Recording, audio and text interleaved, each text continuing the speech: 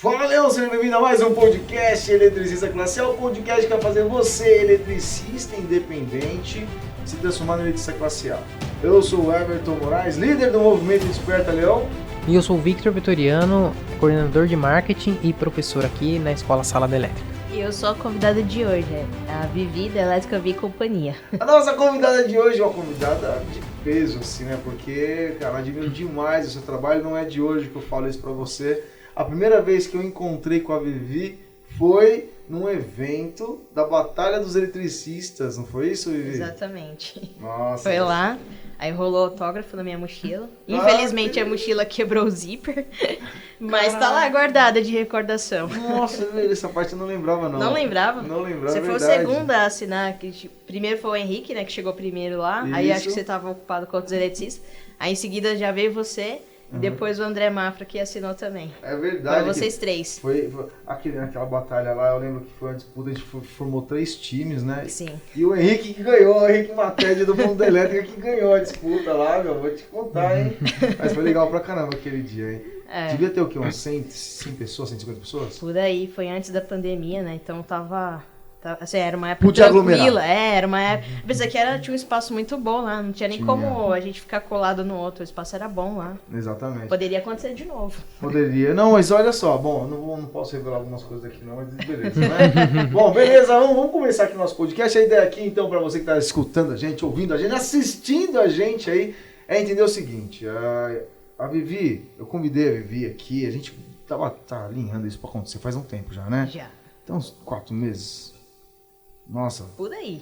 por aí, Eu né? acho que eu cancelei umas 2 vezes por conta de serviço. Ah, ainda bem, então você tá inteiramente Que a desculpada. cliente dessa semana foi mais da hora, assim, entendeu o meu lado. Não, vai lá, Vivi, depois manda o link. Tá bom, beleza. Então, olha só. E aí a ideia é trazer para vocês aqui algumas coisas importantes no que se diz respeito a qual é o comportamento de um eletricista classe A no dia a dia, né? Ou seja, quais são as coisas que são feitas, quais as coisas que precisam ser quebradas aí quando a gente fala de paradigmas, como que a gente consegue, na verdade, aproveitar os recursos da internet para que a gente tenha os próximos passos. Beleza, Victor? Certinho. Beleza, Vivi? Tranquilo. Então, mas antes da gente começar, eu não vou ficar com muitas delongas da minha parte aqui não, porque eu quero que você se apresente. Conta um pouquinho da história de como é que a elétrica entrou na sua vida aí, elétrica, porque Vivi, elétrica e companhia, né? Sim. Como é que a elétrica entrou na sua vida, Vivi? A elétrica, ela entrou na minha vida porque meu pai é eletricista. E aí, como filha mais velha, né? A gente sempre é explorado quando criança. Brincadeira. Mas é verdade. A gente, quando é filho mais velho, é mais explorado que os outros irmãos. Então, meu pai gostou de trabalhar comigo e começou a me levar para algumas obras, né? Não todas, mas algumas que ele achava que dava para eu participar. E aí, eu ia esporadicamente, né? Quando ele via que não tinha tanta gente no local, né? Que ele tinha essa preocupação também de não estar no meio de um monte de homem. Que hoje a gente já tem mais mulheres atuando na construção civil, mas naquela época não, era só homem mesmo. A galera de chinelo no pé, que também não tinha essa coisa de uso de EPI, né? Era Nada. um negócio muito raiz. Botar o dedo na parede e ver se tem energia na fase. Nem me fala, Pegar a né? lâmpada de teste, né? Exato. Os pedreiros lá com as extensões tudo remendada lá. Isolando ali com fita durex. Às vezes nem isso, né? Às vezes Talvez nem uma isso. sacolinha, mas acho que nem isso. Nem isso. O pessoal era muito despreocupado naquela Mas época. com quantos anos você começou a acompanhar o seu pai em algumas instalações? Foi com 8 mesmo. 8 anos de 8 idade? anos. 8 Aí anos de idade. depois, com 16 anos, ele... Sabe por que ela falou foi com 8 mesmo? Porque a gente já estava falando disso antes de começar o podcast. Aí eu queria que ela falasse isso pra vocês ouvirem. Então. Mas 8 anos de idade, rapaziada. Ela começou antes de mim, viu, na área de elétrica. não tinha aquela coisa, nossa, tá explorando mão de obra infantil. Não tinha isso. Não. Pelo contrário, o pessoal achava da hora. Nossa, você trouxe sua filha. Então, mas outra coisa, né? Vemos e convenhamos. Existem alguns pontos a serem observados aqui. Que às vezes existe realmente a exploração. Sim, mão de obra. existe. E às vezes a gente está criando uma oportunidade para os nossos filhos. Por exemplo, foi uma oportunidade que seu pai colocou na sua mão ali com nesse momento? O que você acha? Eu acredito que sim, porque assim, ele tentou levar meu irmão, mas meu irmão não gostou muito, assim, tanto que meu irmão ele é muito voltado para a área mecânica. Meu irmão, ele gosta muito, assim, ele desenvolve, ele cria peça. É o lema dele, né? Sim. Eu, pra falar a verdade, não era elétrica que eu tinha em mente quando era criança, né? Eu sempre fui uma criança muito... Tipo o Gru, o vilão Gru. Sei. A Lua! Eu queria alguma coisa com aeronáutica, com a NASA, assim. Até cheguei a estudar pra isso, fiz algumas provas. Uma eu não passei por conta de altura, esqueci de crescer. E a outra porque eu não passei na prova mesmo. Tá, não, bacana. Não é fácil entrar pra aeronáutica e principalmente pro ITA, né? O ITA é uma coisa quase que impossível, assim. A não ser que você tenha muito tempo pra estudar demais, quando você já nasce gênio, né? Ou então quando... Nasce gênio. Ou quando nasci. Eu não nasci gênio. Eu admiro muito o Einstein, mas eu não nasci gênio. Bom, mas é uma coisa que a gente tem que considerar é o seguinte, né? Infelizmente, muitas vezes a gente... Pô, eu vim de uma família bem humilde, né? Eu tive que começar a trabalhar cedo. Sim. E aí você, às vezes, perde um pouco da liberdade de poder conseguir focar mais nos estudos para conseguir alguns objetivos. Sim. Né? Então, mas... toda a jornada que a gente constrói nesses primeiros momentos da nossa educação profissional é muito importante. Hoje em dia as pessoas começam a trabalhar, sei lá, com 20 anos. Ou às vezes nem isso, né? Tem um ainda com uns 30 e tá morando com o pai e a mãe. Exato. Então, eu acho que o seu pai te colocar aí para viver uma experiência diferente, porque ele foi muito ousado, viu? Foi. É que não tinha essa coisa de, não pode levar criança ou menor, né? Tanto que meu trabalho como aprendiz foi aos 12 anos, no meu período de férias escolar, num restaurante japonês. E eu amei aquilo. Até porque no final, além de ganhar o dinheirinho, ainda comia. Eu ganhei aquele jogo que toda criança tinha o sonho de ganhar, que é aquele negócio, aquele estojão cheio de lápis, giz e tal. Aquele conjuntinho de 24 cores da Faber-Castell. Era o sonho da criança daquela época, eu não sei hoje, né? Mas daquela época era isso. 24 cores, 48 cores. E Faber-Castell era ostentação, né? Hoje a ostentação da criança é fone. E ainda depois, no restaurante, ainda podia comer. Eu adoro comida japonesa, Nossa, né? Então, aí... E eu trabalhei com japoneses legítimos mesmo, sabe? Que legal. Tanto que eles ficam falando no idioma deles lá e falam, mano, será que eles estão me xingando? Então, olha só, a Vivi, ela começou com 8 anos de idade a fazer essa parte de ingressar na área de elétrica. Com 12 anos já fez um trabalho também em restaurante com comida japonesa. Bom, e aí você... Quando é que você descobriu de fato que a área de elétrica era uma consequência na sua carreira profissional? Assim, a minha mãe, ela se formou em... É magistrado que fala, eu acho que é coisa de professor. Eu acho que é isso, magistério, né, que falava antes. É isso, magistério, alguma coisa assim. Eu também não sei. Eu sei que ela deu aula pra primário. Tá. Depois que ela se casou, ela se dedicou à família, parou de trabalhar. E meu pai trabalhava com elétrica. Ele entrou e saiu de várias empresas e depois ele falou assim, não quero mais trabalhar com a empresa, vou ser autônomo. E ele sofreu pra caramba, né? Porque ele não tinha uma visão, assim... Existem vários eletricistas que são bons em instalar e reformar elétrica. Sim. Mas não são bons em vender, em se relacionar, em criar um marketing. Assim, não abre o leque. Sim. E ser um empreendedor é ser um cara múltiplo. Sim. E nem todos conseguem.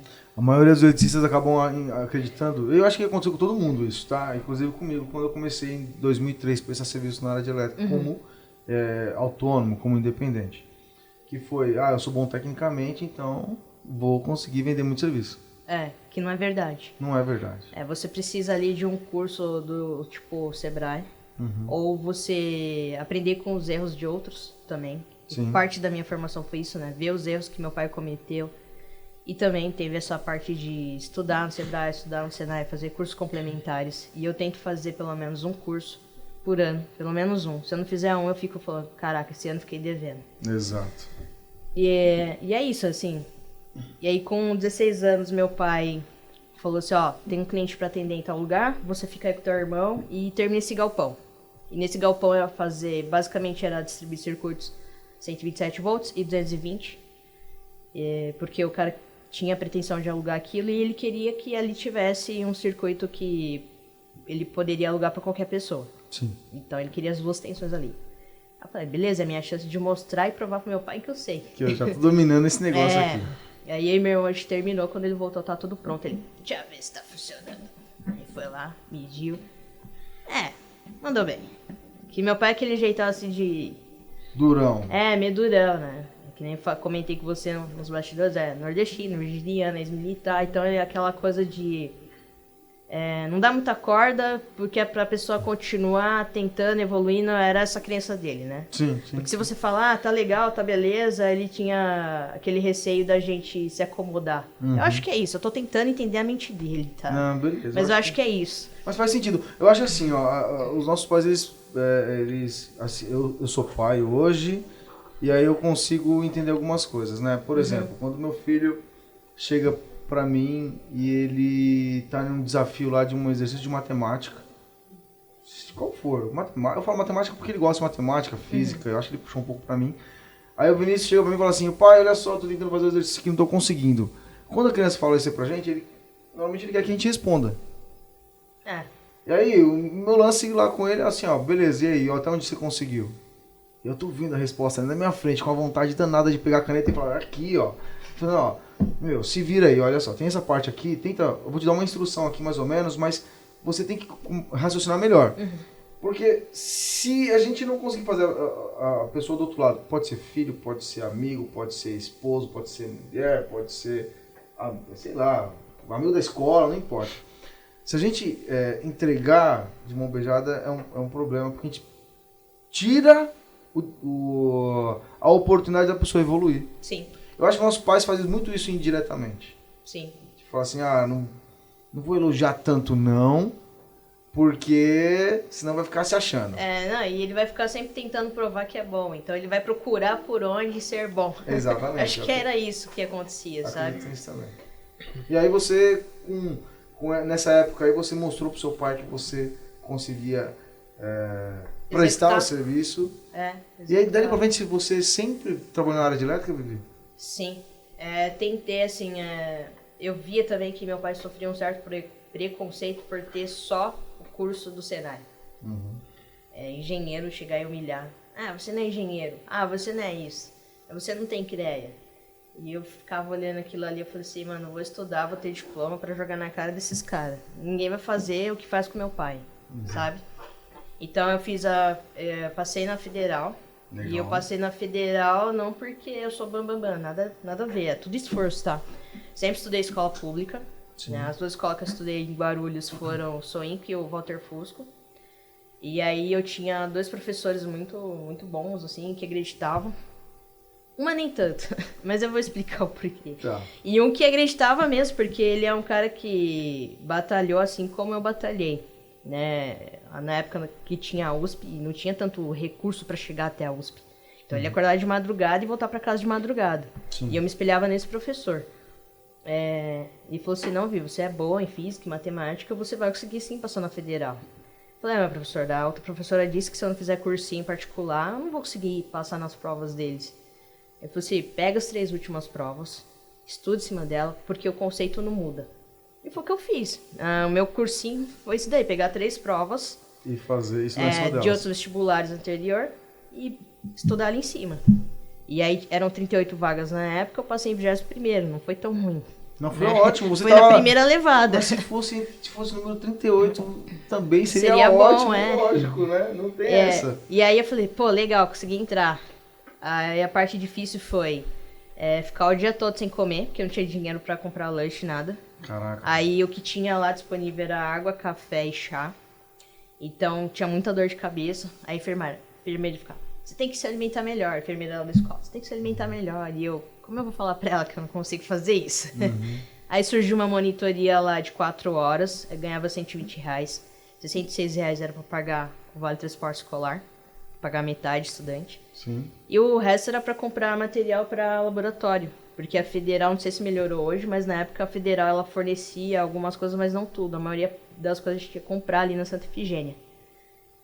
Antes, na época que a Santa Efigênia não era só a galeria, né, como é hoje. Sim. Era muito bom aquela época lá. Então eu saía a pé do Armênia lá, ia para Santa Efigênia a pé, voltava a pé, comprava minhas coisas e o resto do dinheiro era para isso, era para pagar passagem para estudar. Aí acordava 4h30, pegava o ônibus 5h30, voltava pra casa, já era 00:30, ia dormir 00:30, 1h, assim, sabe? Às vezes No chegava outro em dia, tá casa, de pé nem 5 comia. horas de novo. Às vezes chegava em casa, às vezes nem comia, porque ou não tinha nada pronto, ou tinha que dar prioridade pra fazer algum trabalho, estudar pra prova, essas coisas. Foi uma época bem difícil, tanto que depois disso daí eu fiquei uns 10 anos assim, pra que eu vou fazer faculdade? Né, eu vou ganhar o que com isso? Eu fiquei com a mentalidade assim, A mente ela joga um pouco fechada, contra às vezes, né? por conta do sofrimento que eu tive. E aí nesses 10 anos assim, foi a época que eu resolvi trabalhar com elétrica, porque quando eu me formei em eletrônica, eu trabalhei em algumas empresas e eu achava muito chato ficar sentada numa mesa trocando peça. Eu falei, no que eu tô evoluindo aqui trocando peça, sabe? Tipo, você lê um manual aqui, troca peça, configura, manda pra fora, acabou. Não tinha desafio, eu não via desafio ali. E o Ariano gosta de desafio. Ah, não gosta não. Ixi, não vou te falar nada, Né? hein? A gente gosta de desafio. Eu também sou ariano, tá bom? Por isso que ela falou desse jeito pra mim aqui. A gente tava conversando sobre isso agora há pouco. Sim. Mas, caramba, Vivi, que coisa. Parte dessa história eu não conhecia, hein? E eu lembrei que o desafio que eu tinha era na elétrica. A elétrica é aquela coisa de você bater o olho, achar o defeito, consertar, ver onde a galera fez o gato, desmanchar o gato. Tentar criar soluções, que é uma coisa que eu vejo que o pessoal tem muita dificuldade de criar soluções, de chegar num apartamento velho, que você não pode sair cortando a parede, porque abala a estrutura, tem que ter um engenheiro civil, e na maioria das vezes o cliente não tem dinheiro para pagar esse profissional, para fazer laudo e ver onde pode cortar, onde não pode, onde tem pilar, onde não tem. Sim.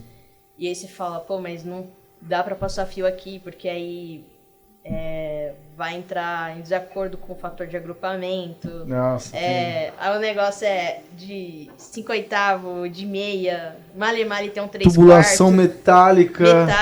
Que se você passar e tuchar ali com os fios, aquilo pode fechar um curto e sai tudo decapado os cabos. Solda com conduíte. Já cheguei em lugar que o fio de chuveiro soldou com conduíte que era de ferro e você não puxava. Nunca mais. Nossa.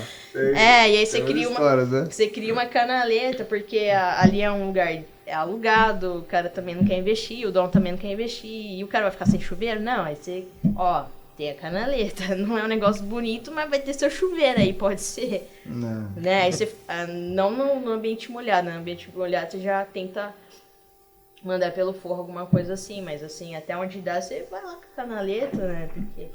Mas aí a questão, por exemplo, é você encontrar soluções para o cliente. Pensar segurança. Fora da caixa com segurança. Com segurança ainda, porque ainda você tem que pensar na segurança, porque você tem que ver assim, existe essa infra, essa é essa. Onde eu posso aplicar essa infra? Né?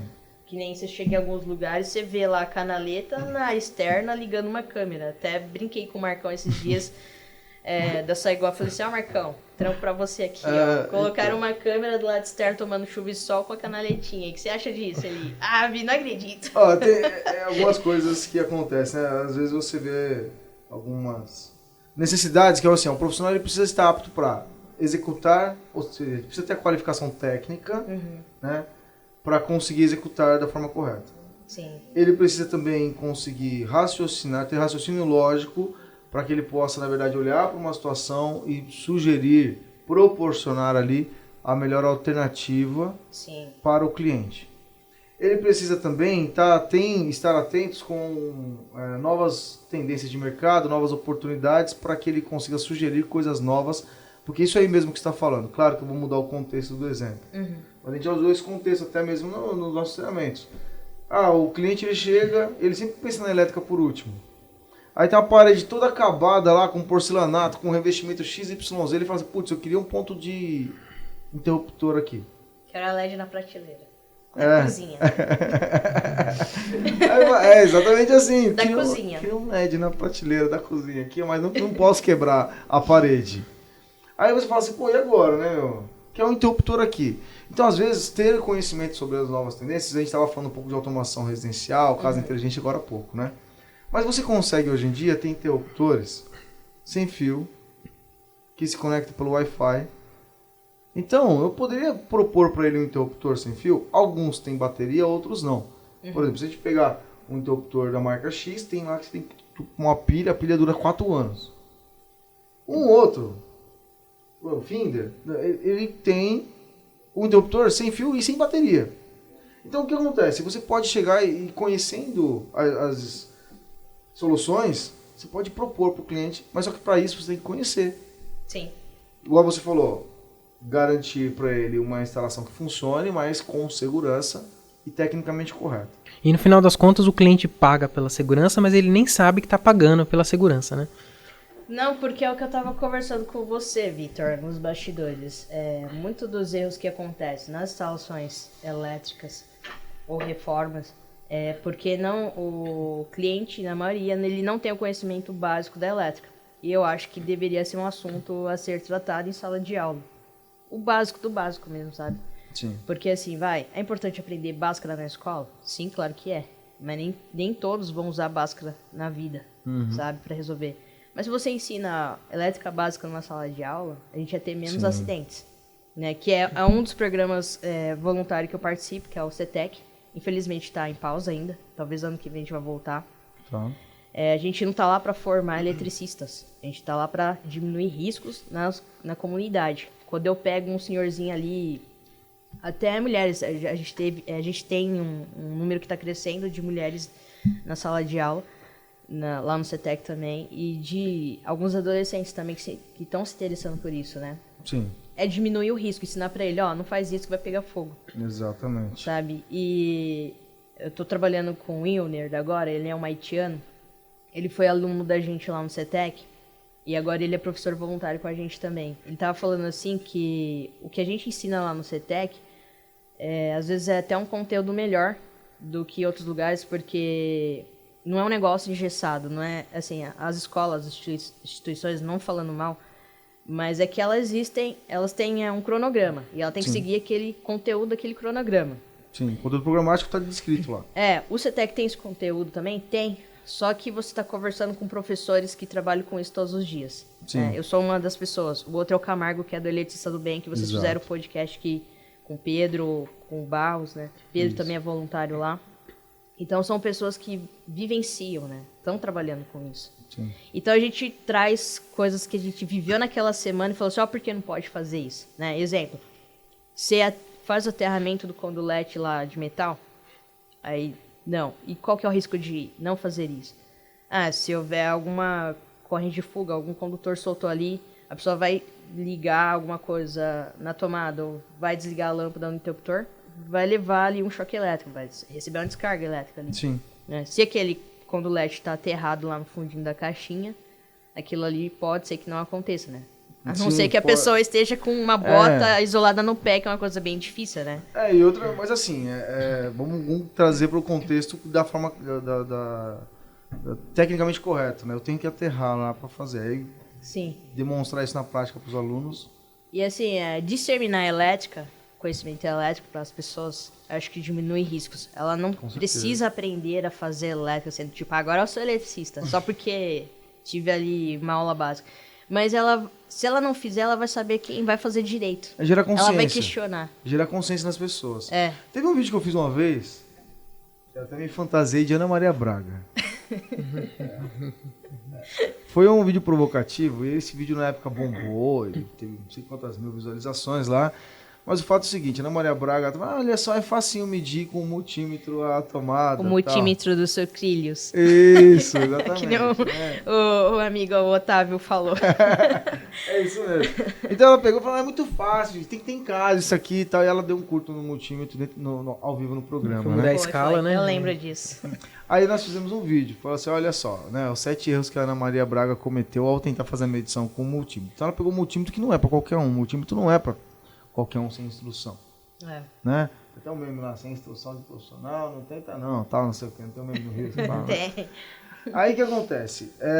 Segundo, né, ela estava cheia de EPIs, cheia de adornos ali, né, anel, corrente e tal. Então, tem eletricista que ainda trabalha com aliança de casamento, tá? Tem mais medo da mulher do que levar um choque. Não é só Ana Maria, não. Eu vejo então muito. Fica ligado aí, viu? Olha lá, hein? Olha lá. Eles ficam, que você não conhece minha mulher. Por isso que eu não tiro. Não, acho que é melhor se atentar com choque elétrico aí, porque é mais perigoso, viu, o choque Né? elétrico. Fica seu dedo. Ou não, sei lá, né? Não sei como é que tá em casa aí a relação, mas brincadeira, né? Tem que usar EPI e não pode usar adorno, né?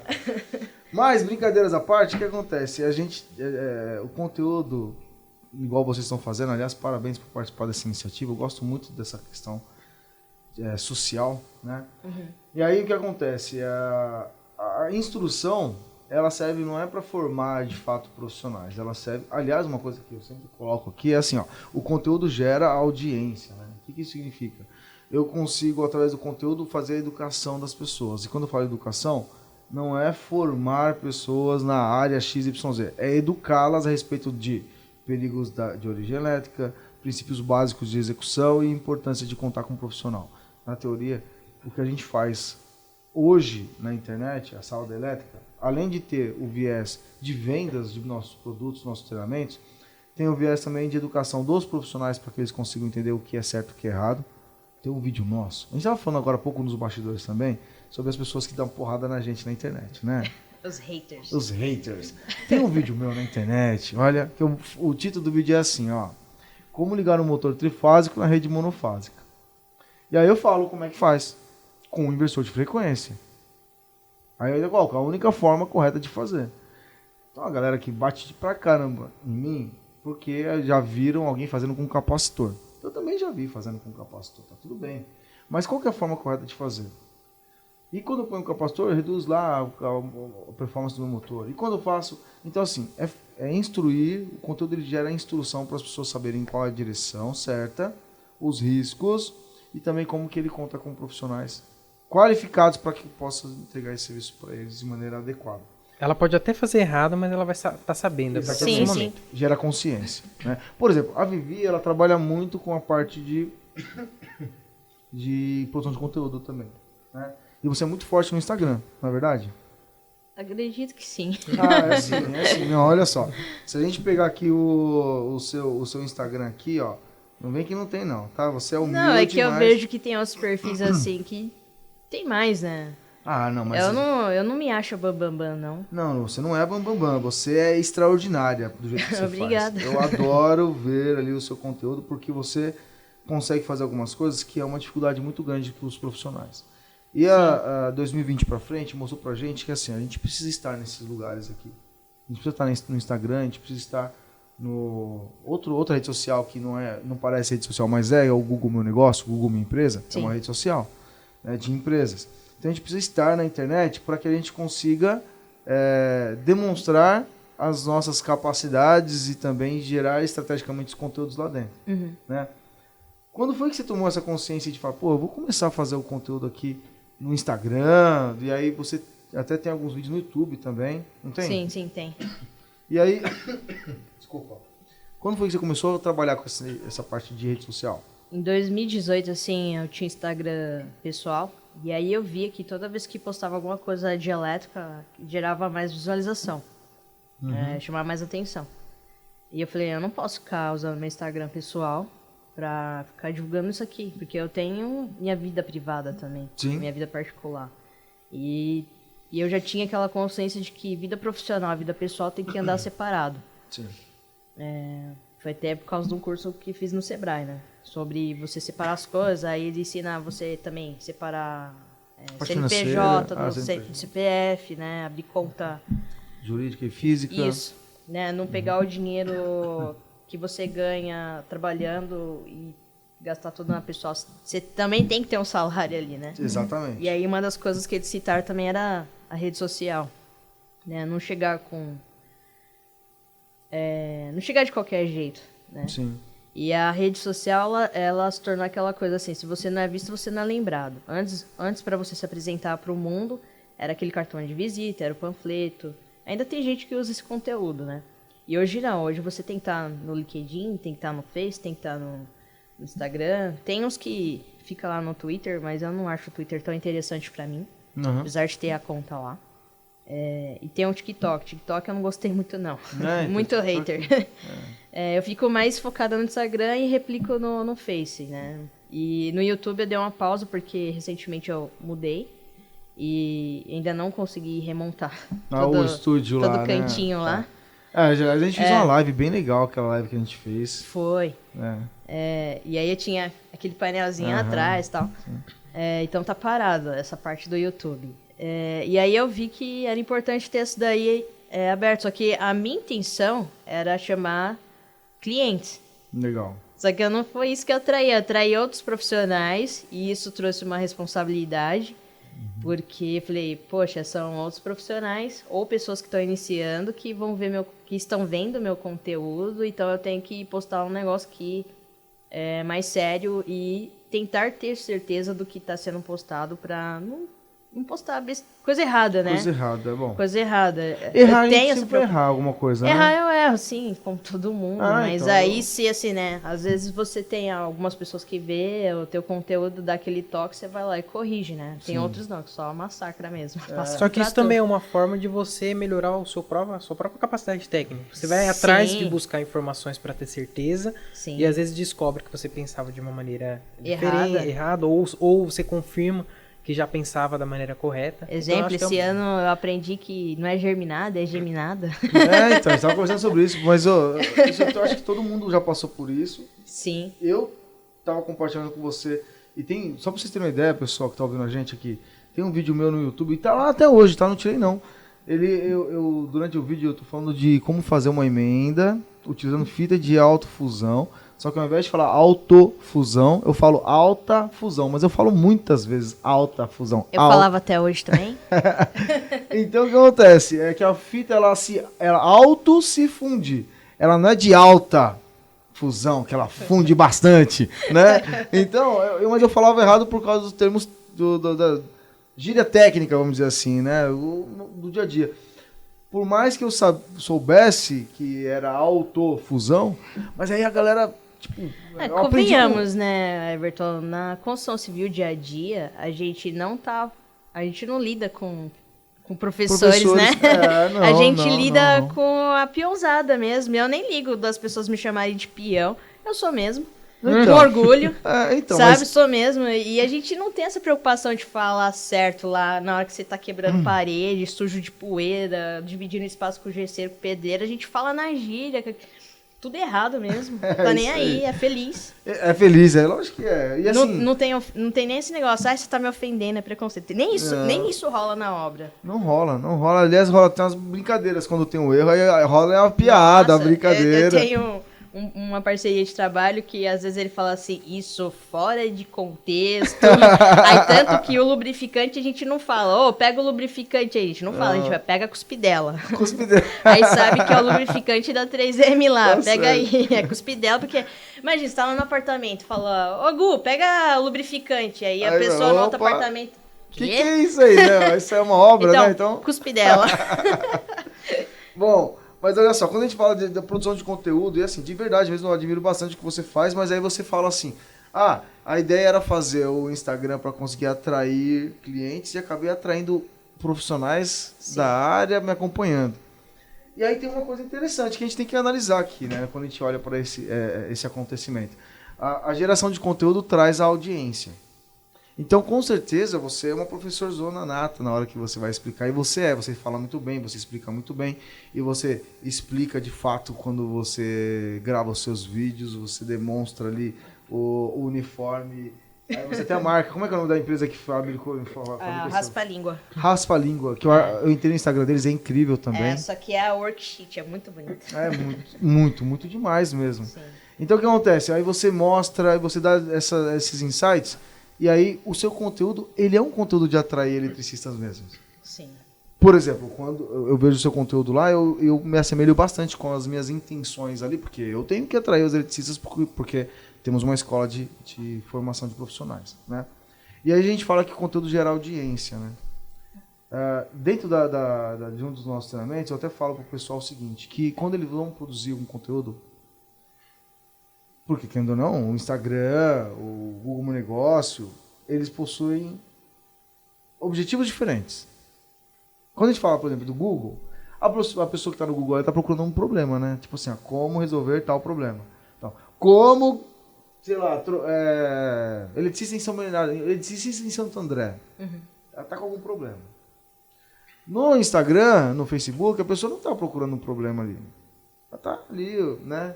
Passando tempo. Passando tempo, e aí de repente fala, nossa, meu, olha essa automação com a Alexa que a Vivi fez, quero isso na minha casa. A ideia é mais ou menos esse contexto, né? Eu tenho que saber utilizar, e não é tão fácil. É muito fácil falar, mas não é tão fácil executar, né? O fato é que, no mínimo, eu tenho que ter 3 tipos de conteúdo lá dentro, lá, e você tem esses 3 tipos de conteúdos, talvez não direcionados exatamente para o seu cliente, ou o cliente ainda não viu isso, mas o que acontece? Os 3 tipos de conteúdo o primeiro conteúdo é um conteúdo que é de instrução, mas não é instrução de ensinar de fato como fazer. Sabe esse bate-papo que a gente teve agora há pouco, que você falou, o cara tá num apartamento alugado, e aí a gente teve que fazer uma infraestrutura externa para atender uma necessidade dele, eu fui lá e fiz isso, porque a tubulação era de ferro, pá. E esse tipo é um tipo de conteúdo. Olha só, eu estava aqui no cliente, aí tivemos que fazer uma instalação externa em função desses fatores aqui. Isso é um conteúdo de instrução. Legal. Porque esse tipo de conteúdo demonstra, por exemplo, que você consegue encontrar alternativas para os seus clientes. O outro conteúdo é um conteúdo de prova, que você mostra que você sabe fazer o que você faz. E esse conteúdo tem pra caramba no seu Instagram. E o terceiro conteúdo são que a gente fala de prova social, que são os depoimentos dos seus clientes. Que é print do Google Negócio, que é de repente um vídeo que o seu cliente fez para você, que dá para os seus clientes fazer vídeo para você. Sim. Então a gente trazer esse tipo de conteúdo para você que está aí ouvindo produzir. Mas me fala uma coisa, é fácil produzir conteúdo para postar, por exemplo, no Instagram? Não, tem muita coisa que eu faço vídeo ou foto que depois eu vou analisar e acabo jogando fora. Qual que é a sua decisão para jogar fora? A crítica. A crítica dos outros. Aquela crítica que vai me gerar. Não uma crítica construtiva, que a maioria das pessoas não sabe criticar de forma construtiva. Né? Uma coisa é eu ver o trabalho de alguém e falar assim, poxa, isso daqui não acho que está fora de contexto, não poderia ser diferente. E nem todo mundo também sabe receber crítica. E a outra é assim, alguém chegar e... Exemplo, o Germinada, voltando ao Germinada. Uma coisa é você chegar lá no TikTok e ver o pessoal me ofendendo porque eu falei Germinada e não Geminada. E outra coisa é alguém chegar e falar assim, Vi, não é Germinado, porque Germinada é de germinar. É Geminada por causa de gênios. Sim. É a parede compartilhada. Né? A gente não tem muito isso no mundo. Você tem aquela pessoa que só bate. Às vezes ela nem produz nada, mas ela tá ali para bater. Então, assim, eu fico pensando como aquilo ali vai retornar para mim. Né? E recentemente eu vi um conteúdo teu que eu vi que você teve que apagar, porque gerou muita polêmica. Foi o que e talvez, não foi nem talvez a sua intenção, né, de ofender ninguém, mas um monte de gente se ofendeu. Vamos contar essa história aqui, ó. Olha só, como é que foi? A gente colocou, porque a gente tem a identificação do leão aí para representar os nossos seguidores e alunos, né? E aí a gente colocou assim, ó, uma foto de 2 leões, né? Que era um leão todo imponente, assim, de um lado. Tava o leão imponente, que é os alunos formados na sala da elétrica. Aí um leão de mentira, que era um gatinho fantasiado de leão. Aí Cajubinha. Os alunos formados nas outras escolas. Nossa senhora. Aí nossa ideia era mostrar que a identificação do nosso produto era formar os leões. O que é o leão pra gente? Ele representa autoridade, ele representa... cuidado com a família. Cuidado com a família. Esse tipo de hombridade ali, ferocidade e tal, que é o que a gente precisa ter no dia a dia para vencer os nossos desafios e aproveitar as oportunidades. E, de forma nenhuma eu queria estar batendo em nenhuma outra instituição de fato em relação ao... Mas aí começou, então quer dizer que o Senai não presta? Então quer dizer que a Engeral não sei o que lá não presta? Falei, porra, nunca... Aliás, não foi isso, gente, calma. Não tinha nada a ver uma coisa com a outra, né? Tipo, mas a gente entendeu que houve uma...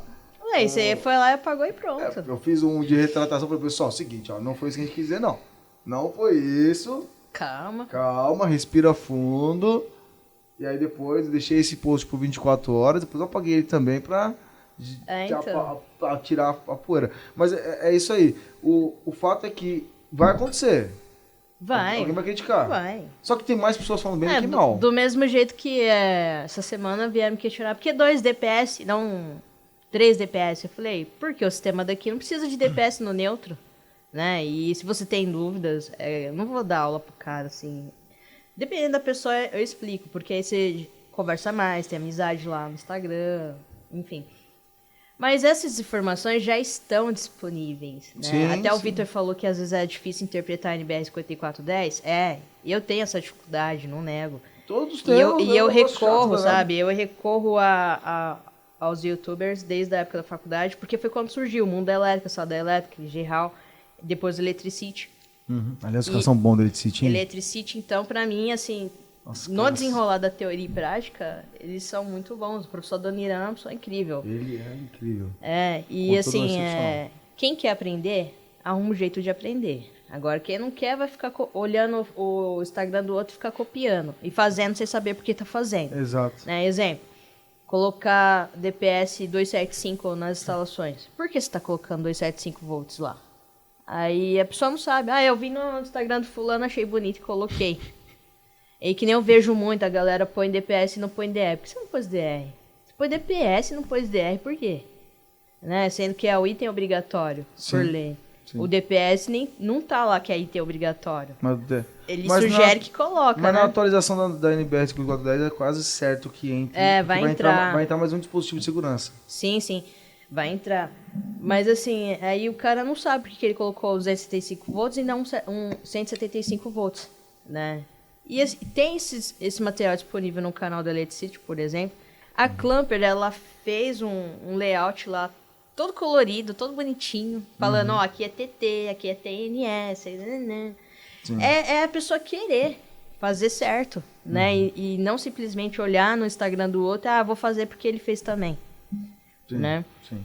E falta isso, acho que nas pessoas, assim. A evolução, desculpa até, pode falar. A evolução ela é a repetição da boa informação, né? Sim. Não adianta você ver uma pessoa, vou fazer tudo que essa pessoa faz, não. Porque se no momento que ela estiver fazendo alguma coisa incorreta, você vai estar reproduzindo a má informação. Exato, eu acho que as pessoas têm que questionar mais. Então, parte do que eu posto assim, no Instagram tem essa preocupação. E quando eu vejo que o negócio não caiu bem, eu apago. Sem problema nenhum. Ou faço uma correção, como já fiz também. Sim. Mas a maioria vai pro lixo das coisas. Eu ver uma coisinha de nada, eu jogo fora. Eu tenho quase certeza que eu reaproveitaria uns 80% desse que você joga fora, viu? Eu tenho quase certeza. Eu posso estar muito errado, porque não, é claro que é só uma suposição, mas o que eu consigo entender é que a maioria das pessoas, elas gravam 10 conteúdos ali e fica com vergonha ou acha que não está 100% correto e acaba não fazendo em função do pensamento de o que é que os outros vão achar a respeito disso. Quer ver um exemplo? Eu não apaguei esse, tá lá. Até recompartilhei essa semana nos stories como complemento do que eu tava falando sobre descontinuidade no vocal para você descobrir quem é o condutor do neutro e quem é o condutor do retorno. Legal. Eu tirei foto, só que quando eu tirei foto do rabicho lá no teto, os dois fiozinhos, o neutro e o retorno, tava com um nozinho. Por que tava com esse nozinho? Porque embaixo não tava preso ainda, então alguém podia puxar. E se eu não tivesse com o nozinho lá, alguém ia puxar e ia ter que passar o cabo de novo. Sim. Só que eu tirei a foto na hora que tava o nozinho. E depois eu tirei uma foto da lâmpada instalada. Aí já... porque você não pode fechar... uma bobina. Falou que eu fiz uma bobina. Que ali causa ali indução, não sei o que. Eu falei assim, calma, na hora que eu coloquei o plafond lá, eu soltei. Eu só prendi ali pro filme sair. Quando eu tirei a foto. Mas ó, eu acho que isso aí é legal, essa reação que é o seguinte, né? Ó, a gente não pode simplesmente se prender na ideia de se eu colocar, as pessoas vão falar mal. Ou o que vão achar que se eu colocar isso lá. Porque a verdade é que sim, a gente vai errar. E tá tudo bem a gente errar e aprender com o erro. Mas a gente não pode medir, a gente não pode ter um termômetro para que a gente dê os próximos passos em função do negativo que as pessoas passam para a gente às vezes. Por quê? Eu tenho certeza absoluta que se você coloca todos os comentários que você tem no Instagram, ou qualquer um de vocês que tem, ou a gente mesmo aqui da Sala da Elétrica, colocar todos os comentários ali, você vai ter tipo 1% de pessoas falando mal. Mas a gente é guiado, doutrinado, é ensinado a olhar para as coisas ruins. Você liga a TV lá na Band, sei lá, 3 horas da tarde, não sei que hora que passa o da Atena, é Band que passa a Atena? Cara, só tem coisa ruim, por quê? Porque é o que chama atenção, é o que... E a gente liga o radar para as porradas que a gente leva. Então, quando a gente se preocupa somente com a reação de alguém que pode reclamar, a gente esquece que de repente o conteúdo que eu apaguei iria ajudar uma próxima pessoa a fazer algo da maneira Mas você vê que esse trauma é uma coisa que a gente traz lá de trás, né? Como que começou a conversa do podcast? Querer agradar o pai. Exatamente. Chamar a atenção dele. Tipo, ó, tô fazendo certo. Você vai me promover? Mais ou menos isso. Eu acho que a grande questão aqui é, por exemplo, o eletricista que tá ouvindo, ele se perguntar também, né? Mas tá bom, se eu vou levar porrada, pra que eu vou criar o conteúdo e acabar, no final das contas, perdendo a oportunidade de ensinar, de educar, de mostrar pro próximo cliente que ele é capaz, né? Então, o fato é que assim, ó, não adianta. Se você não fizer, você vai assistir os outros fazendo. A verdade é essa. Que assim, Também. Não quero fazer isso aqui não. Tá, você pode escolher não fazer. Tá tudo bem. Tá tudo bem. Mas alguém vai fazer e o cliente que está entre um ponto de escolha, de decisão. Eu vou escolher aqui entre a Vivi e o Victor. A Vivi tem o conteúdo que no Instagram que ela mostra, demonstra, tal, não sei o quê. O Victor, só tem ali a informação que ele colocou no Google Meu Negócio. Cara, eu acho que eu vou falar com a Vivi porque ela manja. Olha só ela fazendo. Mas talvez o Victor até manja mais do que você. Exato. Só que ele não demonstra capacidade através das mídias sociais. Porque por mais que você tenha falado que não atraiu o cliente diretamente, talvez não tenha atraído o cliente direto no direct, querendo o seu serviço. Mas, muito provavelmente, alguns clientes já bateram no seu Instagram. Entendeu? Às vezes quando eu tento explicar alguma coisa pro cliente, eu uso o Instagram como portfólio. Pronto, acabou. Olha só, ele é para você, ele acaba sendo uma geração de autoridade e uma geração também de valor percebido. Porque quando o seu cliente olha o seu Instagram e fala assim, caramba, quantos seguidores você tem? 13 mil? Isso aí, né? Acho que é. 13 mil seguidores. Aí olha aqui assim, ó, e olha, pô, olha, cara, olha o quadro que ela fez aqui, meu. Olha, ou seja, ele é um gerador de valor para você. Uhum. Então, no orçamento que a gente chama de orçamento incontestável, Vivi, a gente tem 7 elementos importantes ali dentro do orçamento. Um deles, que é o 7º, é os depoimentos dos clientes. Então eu falo que todo orçamento tem que ter um print da avaliação dos avaliação dos clientes. Uhum. Avaliação dos clientes. Então eu pego lá o print lá do Google Negócio mesmo e coloco ali as fotinhas ali e tal. Tem uma coisa que eu não coloco com muita intensidade, porque a maioria dos eletricistas acabam não tendo, que é as mídias sociais. Porque se eu for na mídia social de um eletricista, tradicionalmente falando, eu não vou encontrar nada.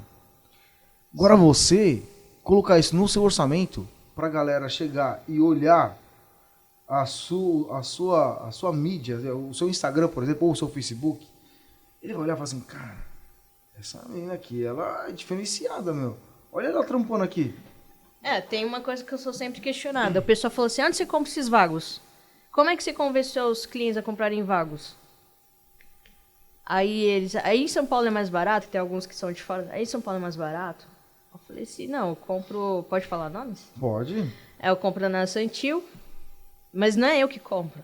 Eu coloco na lista de material do cliente. Exato. O cliente leva a lista lá, porque eu faço uma lista bem detalhada, às vezes até com cores.